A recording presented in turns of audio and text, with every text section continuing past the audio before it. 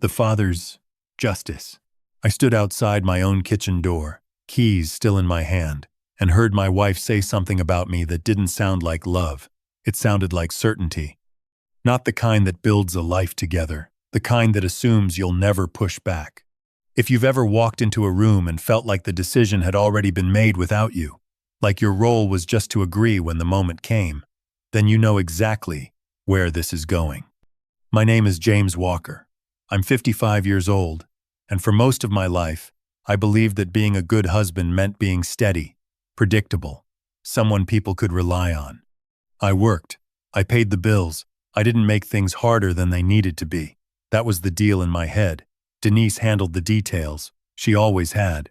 She sat at the table with her laptop open, glasses low on her nose, moving numbers around as they belonged to her long before they ever reached me. And her mother, Margaret Cole, she had a way of sitting just close enough to every conversation to guide it without ever raising her voice. Nothing she said sounded like pressure, but somehow, everything ended up exactly where she wanted it to go. I didn't question it at first. You tell yourself it's just how families settle into roles. One person leads, the other supports. You call it balance because that's easier than calling it something else. My paycheck went into the joint account every month. Denise would ask for my opinion sometimes, but it always came after she'd already decided. Does that look right to you? She'd say, already clicking through the next tab, and I'd nod, because it usually did look right, or at least, it looked reasonable enough not to fight about. Over time, those small moments added up into something I didn't notice forming, a pattern where my agreement was expected before I even heard the full plan. Lately, though, something had shifted. The conversations lingered a little longer than they used to, circled the same points, returned to the same idea about moving forward, about not missing opportunities, about using what we had to build something bigger. Denise spoke about it as if it were common sense. Margaret reinforced it with quiet confidence, and I found myself sitting there, listening, trying to figure out when exactly I had stopped being part of the decision and started being the step that completed it. That night, standing just outside the door, I could see the kitchen lights spilling across the floor through the narrow gap, hear the low rhythm of their voices blending together in a way that had become familiar without me ever realizing it. Denise didn't sound angry. She sounded certain. Margaret didn't sound demanding. She sounded calm, almost reassuring. That's what made it harder to process. Nothing in their tone warned me to brace for anything. It all sounded normal, like every other conversation we'd had at that table. But there was something underneath it, something I couldn't ignore once I noticed it. I didn't walk in. I didn't clear my throat or let the door creak open. I just stood there, still, listening, and for the first time in a long time, I felt like I was on the outside of something that had been happening right in front of me for years. I didn't know exactly what I was about to lose yet, but I knew one thing with a kind of quiet certainty. They were already deciding it for me, and I hadn't been asked. Every month, on the same day, my paycheck would land in our joint account, and by the time I got home that evening, Denise had already moved it where she thought it needed to go. I'd walk into the kitchen, loosen my tie, and see her at the table with the laptop open, spreadsheets laid out, small notes written in the margins of a yellow pad beside her. She always looked focused, organized, like everything was under control. I shifted a bit into savings and covered the utilities early, she'd say without looking up, fingers still moving across the keyboard. Then, after a pause that felt more like timing than hesitation, she'd add, "That sounds okay to you, right?" I'd set my keys down in the same spot, glance at the screen from a distance, and nod. It usually did sound okay, or at least it didn't sound wrong enough to argue about. That was how it worked. Not one big decision, just 100 small ones that passed by too quickly to question. Denise never forced anything. That was the part I used to admire. She presented things clearly, calmly, always with a reason behind them. If she suggested increasing a payment or moving money into a different account, it came with numbers already lined up, comparisons already made. It wasn't pressure, it was logic. And over time, it became easier to agree than to slow everything down just to recheck what she had already worked through. I told myself that was trust, that I was supporting her, by not getting in the way. It didn't feel like giving up control. It felt like keeping the peace. Margaret was different. She didn't sit at the laptop or handle the accounts directly, but she was always close enough to shape the direction.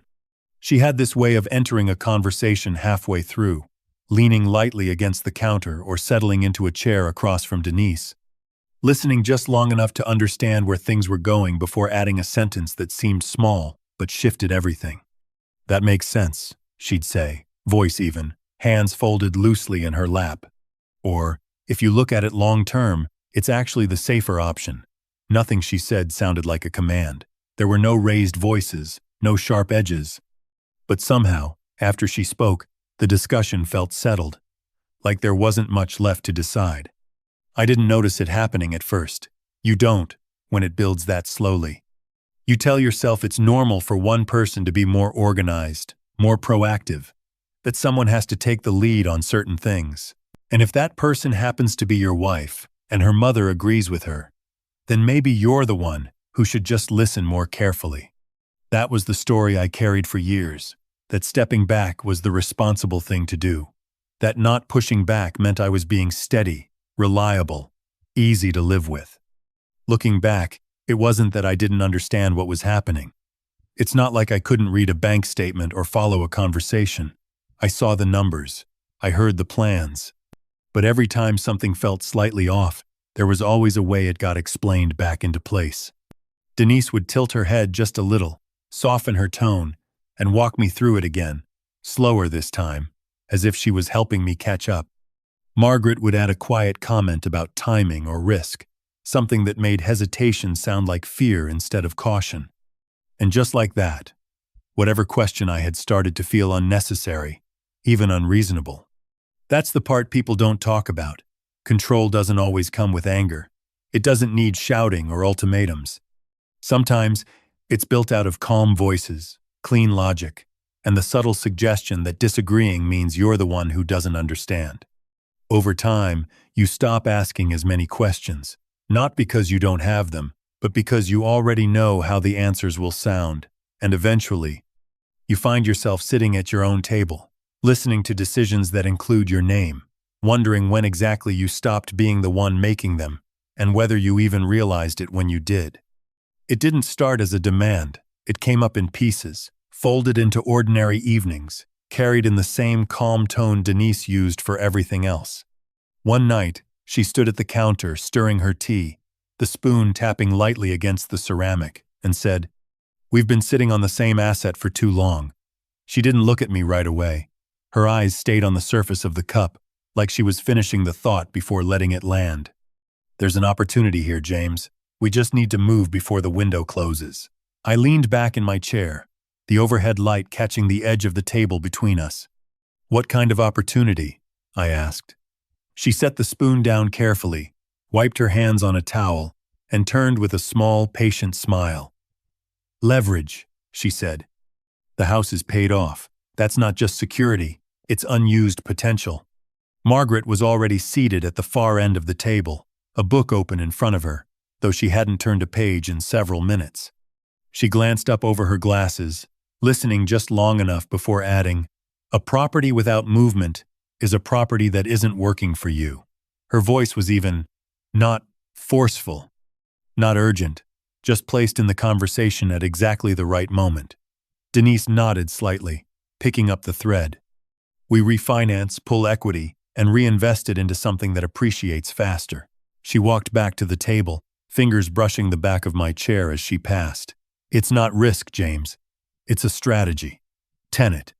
I remember looking at her then, not confused, but trying to slow the pace down enough to see where it was going. "And how much are we talking about?" I asked. There was a pause, small, almost unnoticeable, but it was there. Denise reached for her laptop, flipped it open, and turned the screen toward me. Numbers filled the page.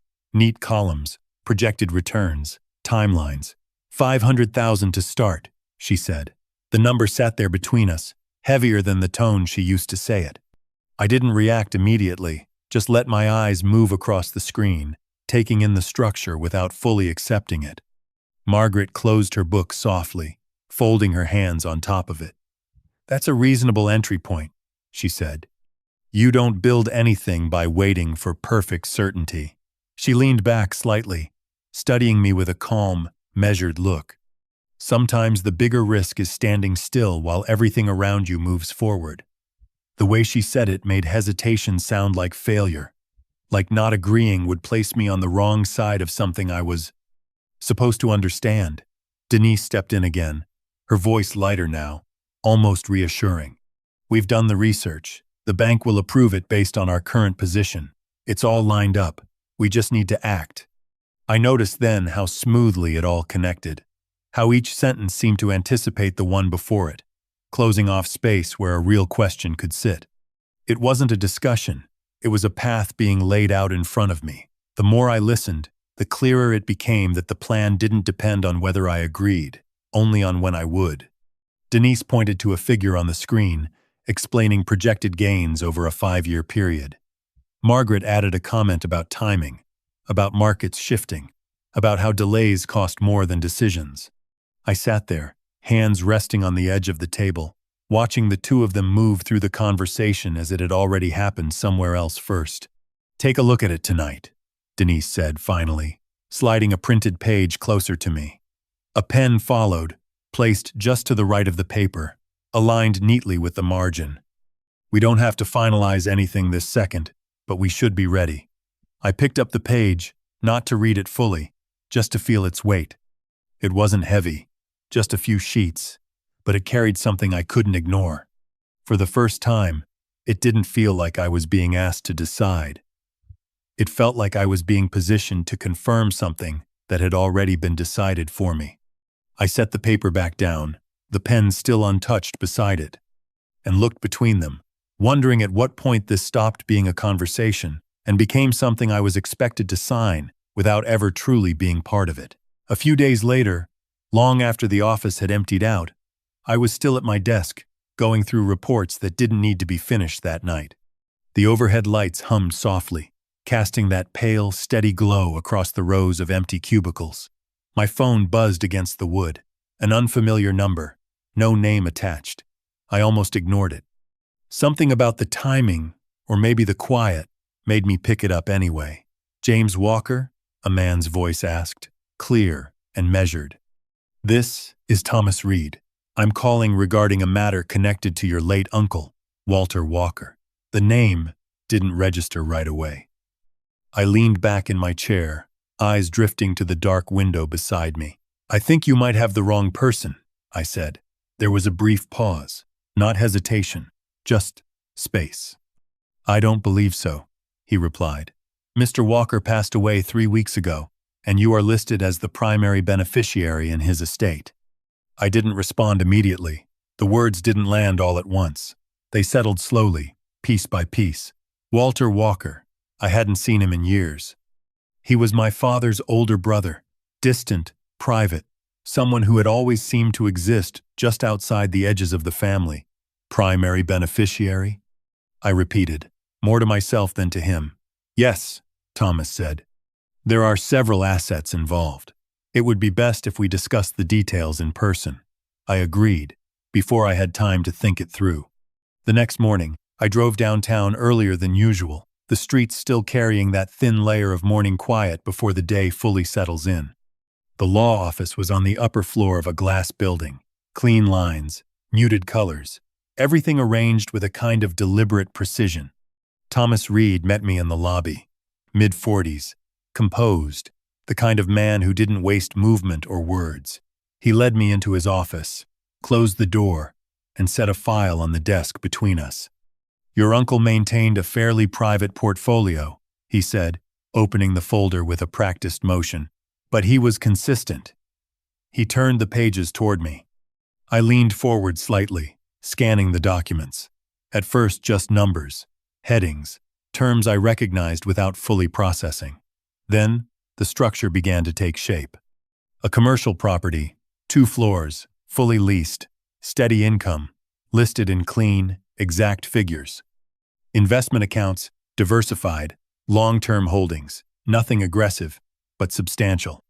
A trust, established years ago, with conditions that didn't restrict access in any meaningful way. There were more entries behind those, smaller assets, supporting pieces, all organized, all documented. I felt my hand tighten slightly against the edge of the desk. "This doesn't make sense," I said quietly. Thomas didn't correct me. He just nodded once. "It's all been verified," he replied. "After taxes and fees, the total value is—" He gave me the number without emphasis, but it didn't need it. It hung in the air anyway. I sat back, eyes moving over the pages again, slower this time. Not because I doubted what I was seeing, but because I was trying to place it somewhere that fit. "Why me?" I asked. Thomas folded his hands lightly. "Your uncle updated his will several years ago. From what I understand, he had limited contact with most of the family. You were one of the few exceptions.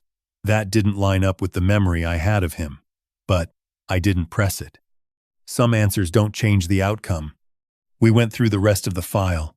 Signatures, transfer procedures, timelines. At the end, he turned the final page toward me, a simple line waiting for my name. "Once you sign, everything begins transferring under your control," he said. Control. The word stayed with me longer than anything else he had said. I picked up the pen, felt the weight of it in my hand, then signed. The motion itself was small, just ink moving across paper. But the effect didn't feel small. For the first time in a long time, something in my life wasn't already arranged by someone else. It didn't require approval. Didn't come with a conversation that had already been decided. It was mine. When I stepped back out onto the street, the light felt different, brighter, sharper against the glass around me. I stood there for a moment, the folder tucked under my arm, watching people pass without noticing me. Nothing around me had changed. The traffic, the sidewalks, the routine, all of it moved exactly as it had the day before. But something underneath it had shifted, quietly, completely. I tightened my grip on the folder, thinking about what this meant, and more importantly, what I was going to do with it once I walked back through my own front door. I remember gripping the folder a little tighter as I pulled into the driveway, the engine ticking softly as it cooled, the porch light already on like it was every evening. The house looked exactly the same, curtains drawn just enough to soften the light inside, a faint silhouette moving across the kitchen window. For a moment, I just sat there, hands resting on the steering wheel, the file from Thomas Reed on the passenger seat beside me. I had gone over it twice on the drive home, not because I needed to confirm anything, but because I was still trying to settle into the idea that it was real. A commercial property, investment accounts, a trust, all of it. Now, under my name. For the first time in years, I had something that wasn't already spoken for, something I didn't have to explain or justify before it became part of my life. I pictured Denise when I told her, the way her expression might change, not the polite, measured smile she used in conversations, but something genuine, surprised, maybe even proud. I thought about setting the folder down on the kitchen table, opening it slowly, letting her see the numbers for herself. It felt simple, the kind of moment that was supposed to bring people closer. I picked up the folder, stepped out of the car, and closed the door quietly behind me. Gravel shifted under my shoes as I walked up the path, the night air cool against my face, carrying the faint smell of something roasting inside.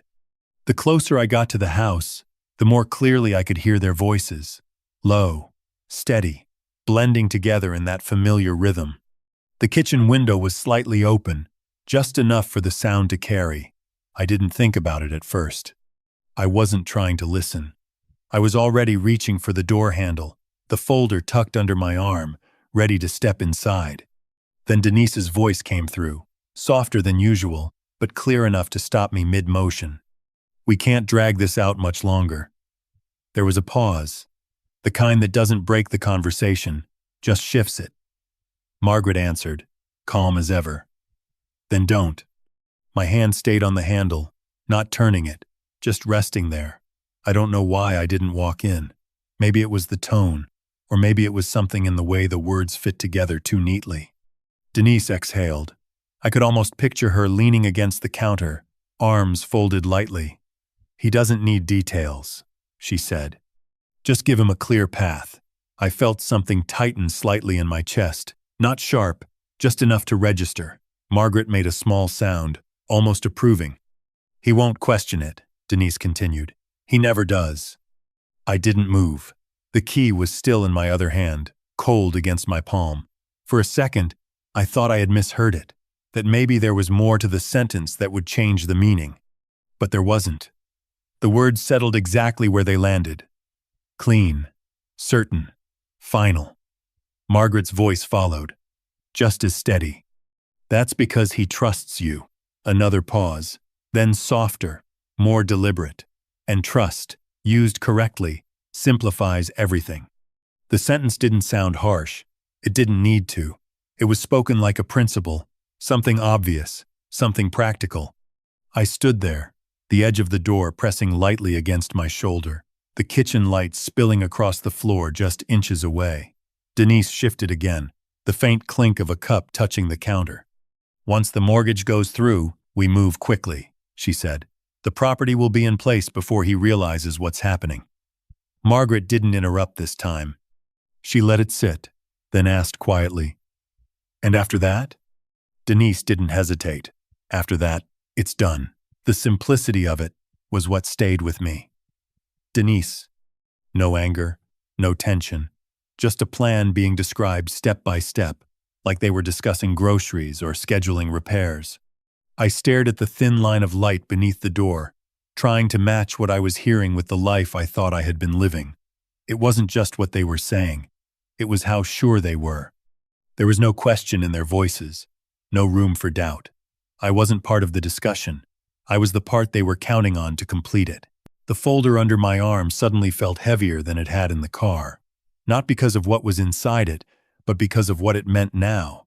A few minutes earlier, I had been thinking about how to share it, how it might change things between us. Standing there, listening, I realized something had already changed, just not in the way I expected. I wasn't the partner in this conversation. I was the assumption behind it. The man who would sit at the table, hear the plan, and eventually nod, the one who would sign. I eased my hand off the door handle, careful not to make a sound, and stepped back onto the porch. The night air felt colder now, sharper somehow, like it had shifted while I wasn't paying attention. Their voices blurred together behind the wall, no longer distinct, just a low, steady murmur. I walked around the side of the house without thinking, stopping near the fence where the light didn't quite reach. For a long moment, I just stood there, the folder still tucked under my arm, staring out into the dark where nothing moved. It wasn't anger that settled in first. It was something quieter, a kind of clarity that didn't come with noise. All the small moments from before, the easy agreements, the quick decisions, the times I had told myself it wasn't worth pushing back, they didn't feel separate anymore. They lined up, one after another, until they formed something I couldn't ignore. I had spent years believing I was keeping things steady, that I was doing what needed to be done. And somewhere along the way, that steadiness had turned into something they could rely on in a different way entirely. I looked down at the folder in my hand, ran my thumb along the edge of it without opening it. A few minutes earlier, it had felt like something I was bringing home, something to share. Now it felt like something else, something I needed to understand before anyone else ever saw it. I took a slow breath, turned back toward the front of the house, and walked up the path again. This time, when I reached the door, I unlocked it and stepped inside like nothing had happened, like I hadn't just heard my life being outlined in a conversation that didn't include me. And I couldn't help but wonder, as I set the folder down by my chair, how much of it had already been decided before tonight, and how much of it they thought I would never question. I stepped into the house like I always did, same motion, same quiet click of the door closing behind me. The light from the kitchen spread across the floor in a soft, even line. Nothing out of place, nothing to suggest anything had shifted. Denise turned from the sink when she heard me, drying her hands on a towel. "You're home," she said, her voice light, familiar. Margaret looked up from the table, glasses low on her nose, giving a small nod as if marking the time more than greeting me. I set my keys down in the usual spot, placed the folder beside the chair without drawing attention to it, and took my seat. Dinner was already laid out: roasted chicken, vegetables, everything arranged neatly like it always was. We ate the first few minutes in silence, not uncomfortable, just routine. The sound of forks against plates, the low hum of the refrigerator, the faint ticking of the clock on the wall. Then Denise started talking, picking up a thread that had clearly been in motion before I walked in. "Rates are shifting again," she said, reaching for her glass. "Not dramatically yet, but enough that waiting could cost us." Margaret added something about timing, about how markets don't pause just because you're not ready. Their voices moved in that familiar rhythm. Denise is laying out the idea, and Margaret is reinforcing it with a broader frame. I listened, but not the way I used to. Before, I would have followed the logic, nodded along, filled in the spaces where agreement was expected. Now I found myself watching instead, the way Denise glanced toward Margaret just before finishing a point, as if checking alignment without asking for it. The way Margaret waited half a second longer than necessary before speaking, letting Denise's words settle before guiding them further. It was precise, practiced, not rehearsed exactly but shaped by repetition. Denise reached across the table at one point, brushing her fingers lightly against my wrist. "You've been quiet," she said, her tone softer now, almost concerned. The gesture was small, something that would have felt comforting a week ago. Now it felt measured, like a signal placed at exactly the right moment. I looked at her hand for a second, before meeting her eyes. "Just thinking," I said. She held my gaze a moment longer than usual, then smiled, the same patient expression I had seen so many times before. "That's good," she replied. "Just don't overthink it." Margaret's lips curved slightly at that. Not quite a smile, more like an acknowledgement. They went back to discussing timelines, approvals, what could be done before the next shift in the market. I let the conversation pass through without interrupting it. Not because I agreed, but because I didn't need to push against it anymore to understand it. Each sentence carried the same direction, the same quiet certainty that things would move forward once I did what I had always done. And for the first time, I could see the space I occupied in that pattern, not at the center of it, but at the end of it. After dinner, Denise moved to the sink, rinsing plates with steady, efficient motions. Margaret returned to her chair in the living room, tablet in hand, though her attention seemed to drift more toward the kitchen than the screen. I stayed at the table a little longer, hands resting flat against the wood, listening to the water run. The house felt the same, smelled the same. Nothing had changed on the surface. But underneath it, something had settled into place that I couldn't ignore. When Denise came back, she set a glass of water in front of me without asking. "You've been working late," she said, her voice low, almost gentle. "You should take it easy tonight." I nodded once, taking the glass, the condensation cool against my fingers. Years ago, that would have felt like care, something to lean into. Now it felt like something else. Not false, not entirely, but placed, timed, part of a rhythm I was only just beginning to understand. I didn't confront them. I didn't raise my voice or ask the questions that were already forming in my head. I let the evening move the way it was expected to move, quiet, orderly, predictable. But inside, I had stepped out of the role they knew. Silence wasn't what it had been before. It wasn't agreement anymore. It wasn't avoidance. It was space, distance, something I could use if I chose to. And as I stood from the table and reached for the folder I had set down earlier, I found myself wondering not whether I should say something, but when, and what would happen the moment I did. The next morning, I called Thomas Reed before the office filled up, the parking lot still half empty, the early light cutting across the dashboard in thin lines. I kept my voice low, even though no one was around. If I wanted to keep this private for a while, is there any reason anyone else needs to know? There was a brief pause on the other end, not hesitation, just a shift in attention. "No," he said. "In fact, discretion would be advisable until everything is fully structured." I let that settle for a second. looking out through the windshield at nothing in particular. And if I needed additional guidance? Another pause, shorter this time. I can refer you to someone, he replied. Independent, experienced, discreet. I told him to send the name. That afternoon, I met Karen Blake in a small office downtown. Nothing elaborate, just a clean desk, a window with half-drawn blinds, and a stack of files arranged with quiet precision. She didn't waste time on introductions. "Tell me what you need," she said, folding her hands lightly in front of her. I explained the situation in broad terms, not every detail, but enough for her to understand the shape of it. She listened without interrupting, her expression steady, eyes fixed just enough to show she was tracking every word.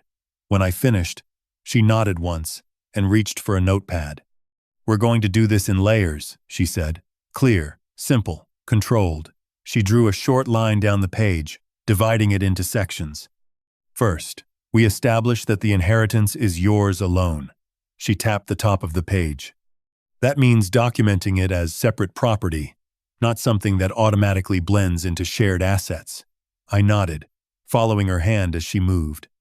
"Second, we keep it that way." She wrote another line. "No mixing accounts, no casual transfers. The moment it overlaps, it becomes harder to separate." She turned the page slightly toward me. "Third, open a new account under your name only." Her tone didn't change. Still calm, still direct.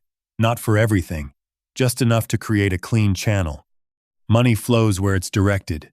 Right now, you don't control that flow." I thought about the way my paycheck had always moved, how quickly it left my hands. She continued before I could respond. "Fourth, we set up an independent structure for the assets themselves." She wrote another line.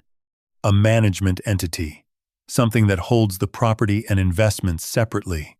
That gives you distance. It also means no one else can step into decisions without your authorization." I leaned back slightly, letting the sequence take shape in my head. It wasn't complicated the way I had expected. It was precise. Each step built on the last, closing gaps I hadn't realized were open. Karen moved to the next point. "Fifth, adjust your existing flow of income." She didn't look up from the page. "Not drastically, just enough to shift control. Redirect a portion of your paycheck into the new account. Replace automatic transfers with manual ones. Small changes, but they redefine who decides where money goes." The pen paused briefly before the last line. "And sixth, update your will." She looked up then, meeting my eyes for the first time since she started writing. "It doesn't have to be complicated, just clear. Define what belongs to you, define where it goes, and remove ambiguity." She set the pen down, sliding the paper toward me. "That's the foundation. You're not reacting anymore, you're structuring." I picked up the page, reading through the points again. There was nothing dramatic about it, no sudden moves, no visible shift from the outside, but each step carried weight in a different way.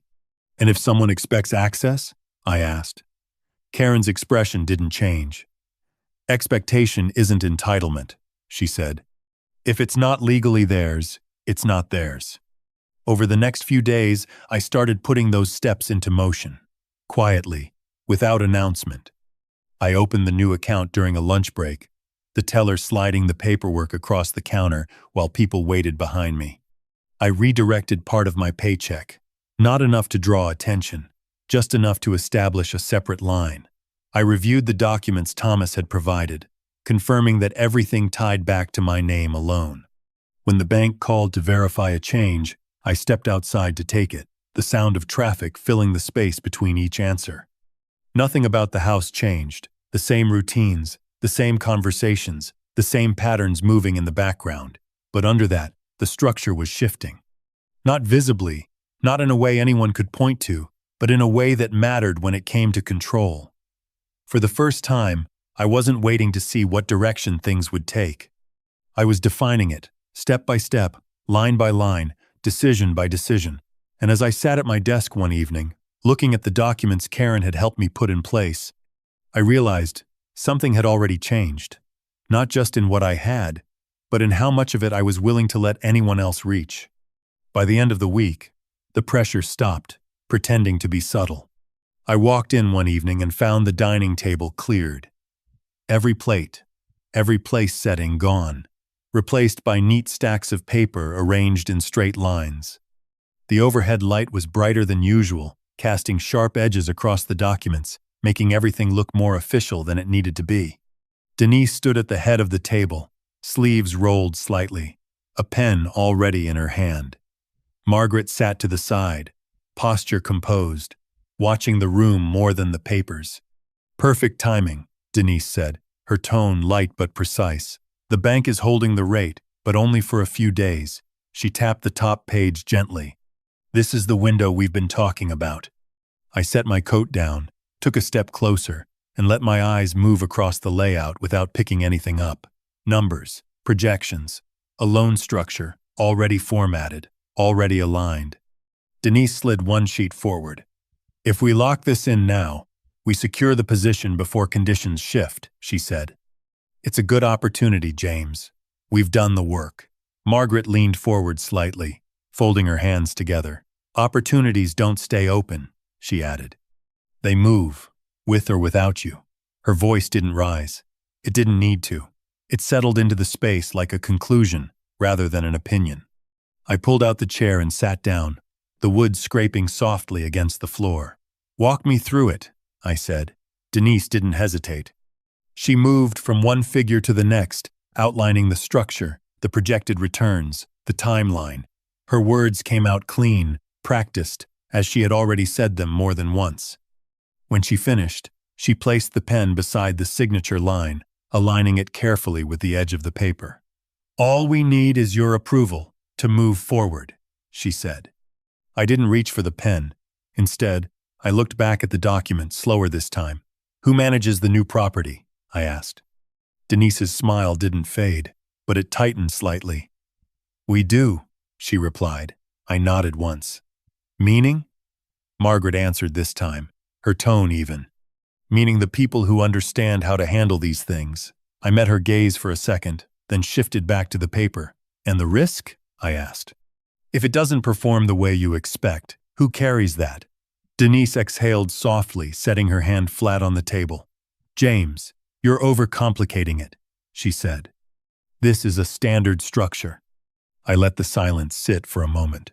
"Whose name is on the loan?" I continued. Denise's eyes flicked toward Margaret before returning to me. "Ours," she said. "Jointly." I nodded again, slower this time. "And the house?" I asked. "Collateral," Margaret replied, as if it were the simplest part of the equation. "That's how leverage works." The word hung there. Leverage. Clean, reasonable, almost neutral. I leaned back slightly, folding my hands in front of me. "And if I say no?" The question didn't come out loud. It didn't need to. Denise's expression stayed composed, but something underneath it shifted, something colder, more direct. "You're not going to say no," she said. Not hopeful, not questioning, just certain. I held her gaze a second longer than usual, then looked down at the pen still resting beside the paper. "I'm not signing this here," I said. My voice didn't rise. It didn't need emphasis. Denise straightened slightly, her fingers closing around the edge of the table. "Why not?" she asked. "Because I want it reviewed properly," I replied. "In a formal setting." Margaret's head tilted just a fraction, her eyes narrowing in quiet calculation. "We've already reviewed it," she said. "There's nothing new to add." "Then it won't change," I answered.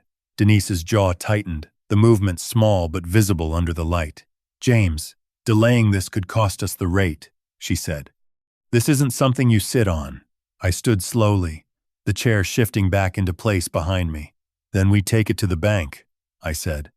"We go through it there, with everything clear." For a moment neither of them spoke. The room stayed still, not tense, just recalculating. Denise picked up the pen, then set it back down, aligning it again with the edge of the paper, as if resetting the moment. "Fine," she said finally. "We'll do it at the bank." Margaret didn't move, but her eyes stayed on me, steady, measuring. I gathered my coat without looking back at the documents. As I stepped away from the table, I could feel the shift in the room. Subtle, but there. The plan hadn't changed, but the timing had. The control of it had. And as I reached for the light switch near the doorway, I found myself wondering not what they would say next, but what they expected to happen when everything was laid out in a place where I couldn't be guided the same way. The bank lobby was quieter than I expected. Soft carpet underfoot. The faint scent of polish and coffee hanging in the air. Everything felt controlled, measured, the kind of place where decisions were supposed to look simple once they were written down. Denise walked slightly ahead of me, her posture straight, movements efficient. Margaret followed at a slower pace, her eyes taking in the room as if she already understood how it would play out. A man in a tailored suit met us near the glass doors and introduced himself. "Brian Foster," he said, extending his hand. His grip was firm, practiced. "We have everything prepared." We were led into a small office enclosed by glass walls. The blinds were half drawn, letting in just enough light to soften the edges of the room. Brian placed a folder on the desk, opened it, and turned it toward me. "Based on your current financial position, this is a very favorable structure," he said, his tone smooth, neutral. Denise leaned forward slightly, already engaged, while Margaret sat back, hands folded, watching. I looked down at the pages.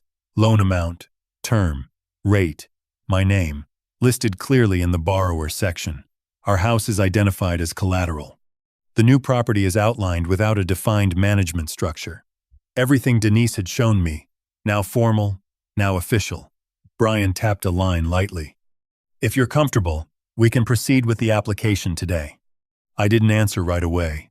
I let the silence sit for a second longer than necessary, then closed the folder halfway. "I have a few questions," I said. Brian nodded. "Of course." Denise shifted slightly in her seat, her fingers tightening around the edge of the table. "Who manages the new property?" I asked, keeping my voice even. Brian glanced down at the document. "That can be determined after acquisition," he replied. "So it's not defined here," I said. "Not formally," he answered. I nodded once. "And the risk?" I continued. "If the property doesn't perform, what happens to the house?" Brian adjusted his posture slightly, choosing his words.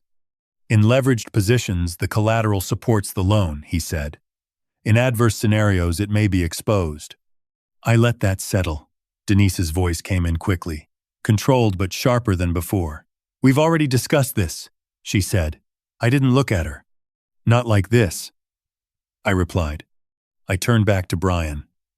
"If I don't sign today, am I obligated in any way moving forward?" He shook his head.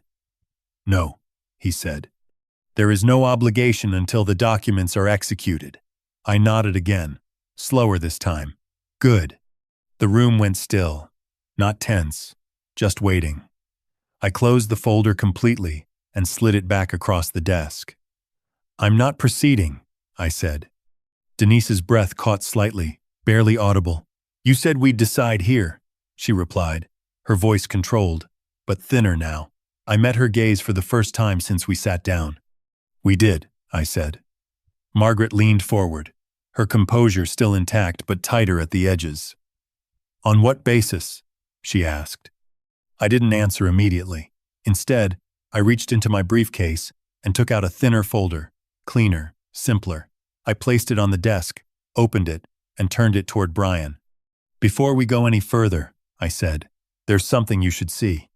Denise's eyes dropped to the document, then back to me. "What is this?" she asked. I kept my tone steady. "Something I didn't need approval to put in place." Margaret's gaze sharpened, her voice lower now. "Explain." I rested my hand lightly on the edge of the folder. "Over the past week," I said, "I've taken control of a separate portfolio. I let the words settle, not rushing them. Commercial property, investment accounts, a trust. All transferred under my name." Brian's posture shifted slightly, his attention moving fully to the document. Denise blinked once, as if resetting her focus. "You're joking," she said. "I'm not," I replied. Silence filled the room again, heavier this time. Margaret's expression didn't break, but something in her eyes changed. Not uncertainty, not quite, more like recalculation. "When were you planning to mention this?" she asked. I held her gaze. "Before or after I signed something I didn't control?" Denise's lips parted, but no words came out. I continued, my voice still level. "The assets are legally separate," I said. "Managed independently. There's no requirement for me to leverage our home, no reason to take on additional debt, and no justification for moving forward with a structure that leaves control undefined." Brian didn't interrupt. He didn't need to. Margaret spoke next, her tone tighter than I had ever heard it. "You kept this from your family." "I protected it," I said, "from a plan I wasn't part of." Denise leaned back slightly, her composure holding, but only just. "That's not fair," she said. "Fair would have been transparency," I replied, "including the parts of the plan discussed when I wasn't in the room." That landed exactly where it needed to. Denise went still. Margaret's jaw set, her hands pressing lightly against the table. I closed my folder and picked it up. "The house stays as it is," I said. "No mortgage, no collateral." I glanced between them, not unkindly but without hesitation. "If we invest, it's done with clear ownership, defined control, shared risk, or we don't invest at all." No one spoke. I stood, the chair moving back quietly behind me. Brian shifted slightly, unsure whether to say something, but he stayed silent. Denise didn't follow right away. Margaret's eyes stayed fixed on me, measuring, searching for something that wasn't there anymore. I reached for the door, pausing just long enough to let the moment settle fully into place, and as I stepped out into the hallway, I couldn't help but wonder what they were thinking now, without the certainty they had always relied on. I didn't feel the rush people talk about when they win something. No relief flooding in, no sudden lightness in my chest. When I stepped out of the bank, the air felt the same, cool, steady, carrying the quiet noise of the street like nothing had shifted. I walked to my car, unlocked it, and sat there for a moment without starting the engine. The folder rested on the seat beside me, neat, contained, exactly where I had placed it. Everything was still in order, but not in the way it used to be. I didn't go anywhere right away. I just sat there, hands on the wheel, watching people move past the windows without noticing me. For years, I thought stability meant keeping things smooth, avoiding friction, making sure no one had a reason to push back. I thought that was what held a family together. But sitting there, in that quiet space after everything had been said, I understood something I hadn't allowed myself to see before. Keeping things calm isn't the same as keeping them honest. What I took back that morning wasn't just the house, or the money, or the decisions tied to it. It was something simpler and harder to define.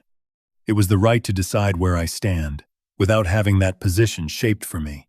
For a long time, I had confused being reliable with being silent, being supportive with stepping aside. It didn't happen all at once. It never does. It builds slowly, one agreement at a time, until the line between trust and control disappears without you noticing. Trust. That's the part people don't question enough. It's the thing you're told to protect, to give freely, to build everything on. And it can be the strongest part of a relationship when it's mutual. But when it's used as a shortcut, when it becomes a way to avoid explanation, to move decisions past you without resistance, it stops being trust. It becomes a tool. And once that happens, the problem isn't just what you might lose. It's what you stop being allowed to see. Money doesn't change people the way we like to think it does. It doesn't create something new out of nowhere. What it does, quietly, without announcement, is reveal how people already see you. Whether you're someone they stand beside or someone they expect to follow. Whether you're part of the decision or the signature that completes it. And once you see that clearly, once it's no longer filtered through habit or assumption, it's hard to go back to the version of things you believed in before. I didn't celebrate that day. I didn't call anyone or sit down and replay the moment in my head. I drove home the same way I always did, parked in the same spot, walked through the same front door. The house looked unchanged, the light falling across the floor in the same familiar pattern. But I moved through it differently. Not louder, not sharper, just with a kind of awareness that hadn't been there before. The difference wasn't in what I had. It was in what I was no longer willing to give away without question. If you've ever stayed quiet longer than you should have, just to keep things from breaking, you'll understand how easy it is to mistake silence for strength. And if you've ever been seen as the one who will always agree, always sign, always go along, because it's easier than pushing back, then you already know how hard it is to change that without changing everything around you. If this feels familiar, if any part of it sounds like something you've lived through, then maybe it's worth asking yourself where that line is for you, what you're protecting, and what it's costing you to keep protecting it. And if you believe that being kind doesn't mean being controlled, that trust should never replace clarity, then let that be something you hold on to, even when it's uncomfortable. If you've ever been in a position where people counted on you not to question things, leave a comment. I'd want to know how you handled it, whether you spoke up right away or waited until you understood everything first. And if you think more people need to hear stories like this, real ones, slow ones, the kind that don't resolve in a single moment, consider liking this and following along. Because sometimes the hardest decisions aren't the ones we make out loud. They're the ones we make quietly, before anyone else realizes anything has changed. And I still wonder, even now, what would have happened if I had walked through that door just a few minutes earlier?